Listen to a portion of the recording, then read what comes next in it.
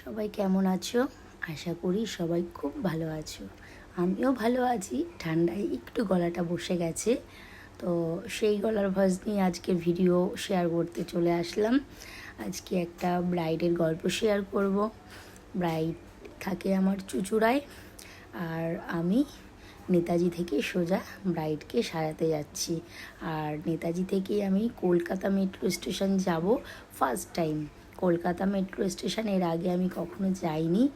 তো যাওয়ার পর দেখলাম এতটা নিচে নামতে হচ্ছে, আর এতটা এরিয়া নিয়ে স্টেশনটা। এই যে দেখুন, এই যে গ্রিন লাইন, এই যে ফলো করে সোজা মেট্রো উঠে গেছি। ভেবেছিলাম জলের নিচ থেকে যখন যাবে একটা ভিডিও নেবো, কিন্তু এত ভিড় ছিল নিতে পারিনি।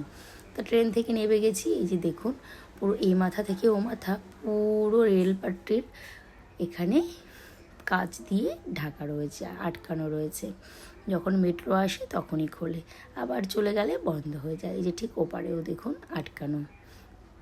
তো যাই হোক, আবার গ্রিন লাইন ফলো করতে করতে যতটা নিচে নেমেছিলাম ততটাই আবার ওপরে উঠছি। অনেকটা নিচে নামতে হয়েছে। আর আমার মতো তোমরা যারা প্রথমবার আসবে কলকাতা মেট্রো স্টেশন, কিভাবে আসবে কনফিউজ হলে এই গ্রিন লাইন ফলো করতে করতে চলে আসবে, একদম কোনো অসুবিধা হবে না। তো আমি একটু এত বড় প্ল্যাটফর্ম দেখে ভাবছিলাম কোন দিকে যাব, কিভাবে যাব, কিন্তু না, এই যে গ্রিন লাইন, এই যে হাওড়া স্টেশন, এই যে লেখা রয়েছে, এই গ্রিন লাইন ফলো করে সুন্দরভাবে চলে এসেছি। এরপর সোজা বেরিয়ে যাচ্ছি। আর আমার যে ব্রাইড, সে এখনও পর্যন্ত আমার সাথে কোনো কথা বলেনি সে কেমন সাজতে চাইছে বা কিছু। যেহেতু তার দেওর আমার বন্ধু হয়, ওই আজকের আমার এই কাজটা ঠিক করেছে। তো বৌদিকেও কিছু ফটো দেখিয়েছিল আমার কাজের, বৌদি সেই দেখেই পছন্দ করেছে। তো মেট্রো স্টেশন থেকে নেবে হাওড়া স্টেশন চলে যাচ্ছি ট্রেন ধরার জন্য। হাতে একটু টাইম নিয়ে বেরিয়েছিলাম, জানি যে ট্রেন লাইনে একটু এদিক ওদিক হবে টাইম, তো ঠিক তাই হয়েছে। আস্তে আস্তে একটা ট্রেন বেরিয়ে গেছে, ব্যান্ডেল লোকাল।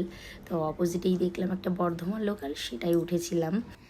এই যে এই মেকআপের কাজে, মানে এই লাইনে আসার পর নিজেকে যে কতটা পাল্টেছি, মানে সেটা আজকে তোমাদের বলি। আগে আমি কখনো না একা একা বাইরে বেরোতে পারতাম না। মানে হয় বিয়ের আগে যেমন বাবা, দাদা, বোন, মা বা বৌদি, আর এখন হাজব্যান্ড বা শাশুড়ি মা, এদেরকে নিয়ে সবসময় চলাফেরা। কিন্তু এখন এই লাইনে এসে একা একা ঘন্টার পর ঘন্টা কত দূর কাজ করতে চলে যাচ্ছি, কত রাতে বাড়ি ফিরছি, এখন আর কোনো অসুবিধে হয় না।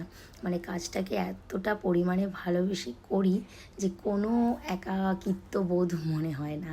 তো যাই হোক, মানে কথা বলতে বলতে বা চারপাশের সব দেখতে দেখতে আমি চলে এসেছি চুঁচুড়া স্টেশন।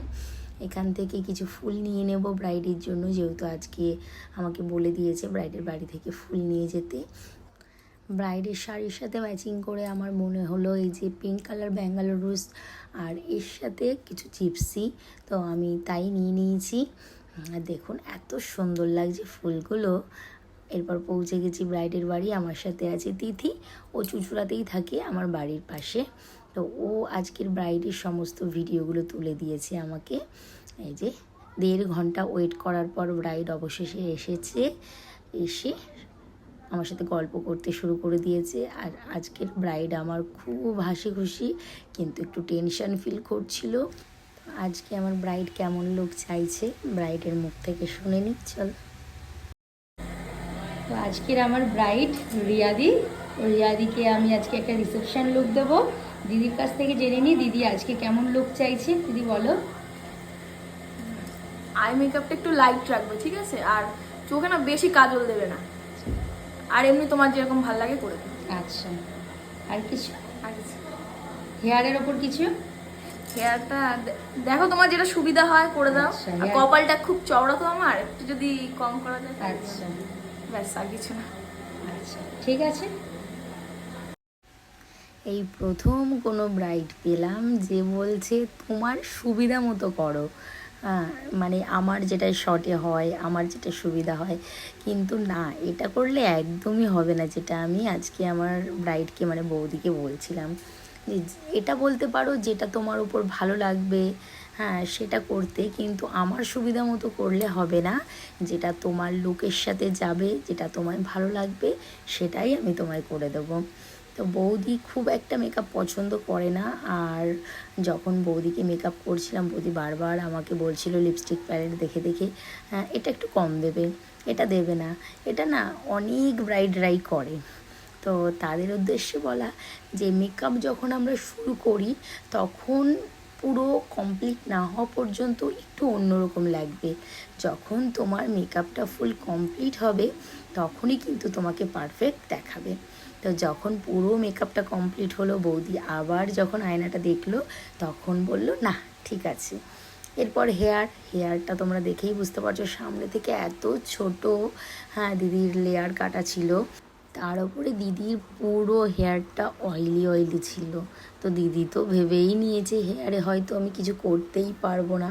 সেখান থেকে যখন হেয়ারটাও পুরো কমপ্লিট করে দিদিকে দেখাই, দিদি তো প্রচণ্ড খুশি, মানে এত ভালো একটা রিয়াকশান দিয়েছিল যেটা আমি ভিডিওতে নিতেই পারিনি, কারণ তখন মোবাইলটা অফ ছিল।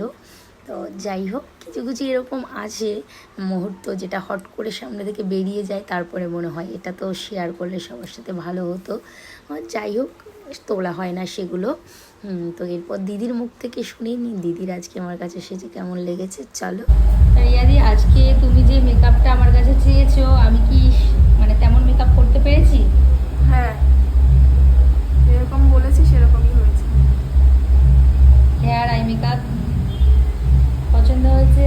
হ্যাঁ, বেশি লাউড হয়নি তো? প্রথমেই বলেছিলে যেন বেশি লাউড না হয়।